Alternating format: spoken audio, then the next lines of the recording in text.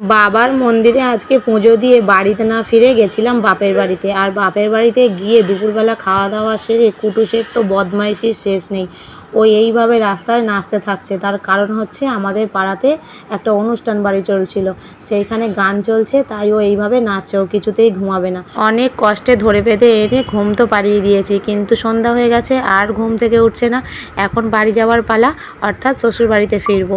কিন্তু ওর তো ঘুম ভাঙছে না, যতবারই ডাকছি কান্নাকাটি করছে, কিছুতেই নাকি বাড়িতে ফিরবে না, ও মামার বাড়িতেই থাকবে। যাই হোক, অনেক কষ্টে ওকে নিয়ে বাড়িতে তো ফিরেছি।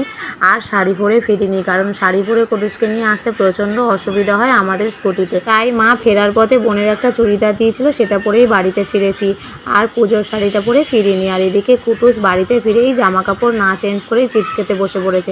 আর ওদিকে সকালে যে পুজো দিয়েছিলাম সেই প্রসাদ মা খেতে শুরু করেছে।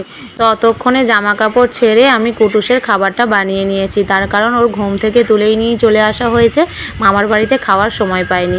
এখন ওকে খাবারটা খাইয়ে নিই। এদিকে ওর খুব মন খারাপ, ওকে নিয়ে কেন চলে এসেছি মামার বাড়ি থেকে, তাই ওর মনটা প্রচণ্ড খারাপ হয়ে পড়েছে। ও কিছুতেই খাবে না, খুব রাগ। চলো ওকে রাগ ভাঙিয়ে খাবারটা খাওয়াই। তো ভিডিওটা এই পর্যন্তই। শুভরাত্রি, সবাই ভালো থেকো, সুস্থ থেকো। দেখা হচ্ছে নেক্সট ভিডিওতে। টাটা।